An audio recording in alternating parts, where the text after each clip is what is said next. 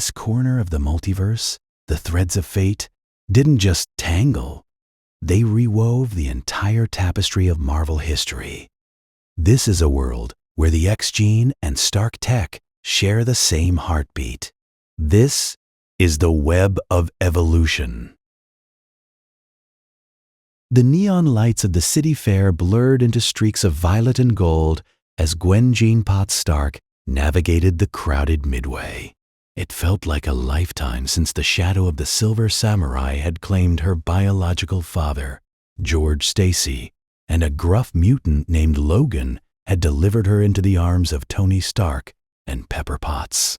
Now a 16-year-old, Gwen was a walking contradiction of legacies, carrying the tactical brilliance of a S.H.I.E.L.D. agent, the high-tech intuition of a Stark, and a burgeoning mutant power that made her skin hum with a constant spider sense.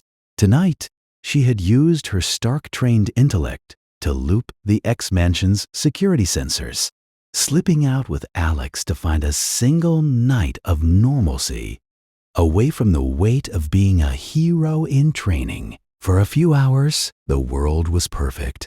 They moved through the smells of fried dough and the screams of the roller coaster, blissfully unaware that they were being watched.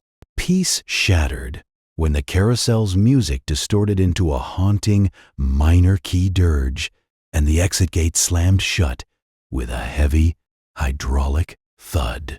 The bright carnival atmosphere died instantly, replaced by a sickly green fog that rolled across the pavement. From the speakers overhead, the manic, high-pitched laughter of the mutant arcade echoed, announcing that the fair had been converted into a lethal murder world. Before Gwen could react, a wall of pressurized smoke separated her from Alex, and out of the emerald haze stepped a figure with a giant glass dome for a head. Mysterio. Quentin Beck, a disgraced ex-employee of Stark Industries, had waited years to strike at the heart of the Stark family, and Gwen was his target. As Alex was forced into a deadly gauntlet of Arcade's robotic traps, Gwen found herself trapped in a swirling vortex of psychological warfare. Mysterio didn't use blades. He used the fog to construct a hyper-realistic projection of Tony Stark standing in the ruins of Stark Tower. The illusionary Tony looked at Gwen with eyes colder than ice, his voice dripping with a venomous regret that cut deeper than any physical wound. He told her she was a glitch in the system, a science experiment gone wrong that he only took in out of pity. He called her adoption his greatest mistake, claiming he couldn't stand the sight of a mutant in his home. Gwen's breath hitched as her spider sense screamed, her heart breaking under the weight of her own deepest insecurities.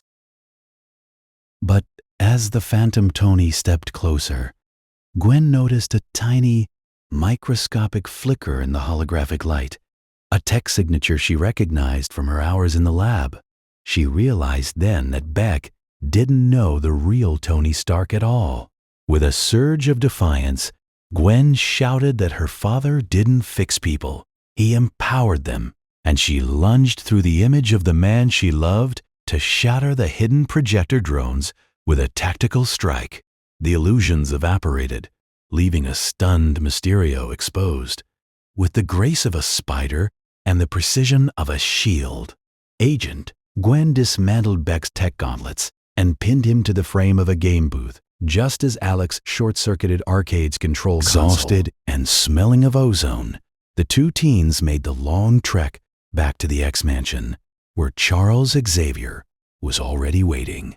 The lecture was long, but as Gwen finally retreated to her room, she looked at the photos of her family and felt a quiet, unshakable peace.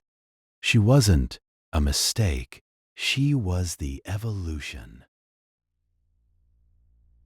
Thank you for watching this Timeless Web Cosplays video. If you liked it and want to see more, please hit that like button and consider subscribing. Now, if you'll excuse me, I have to get to the common room before Professor Snape gives me detention for the entire week.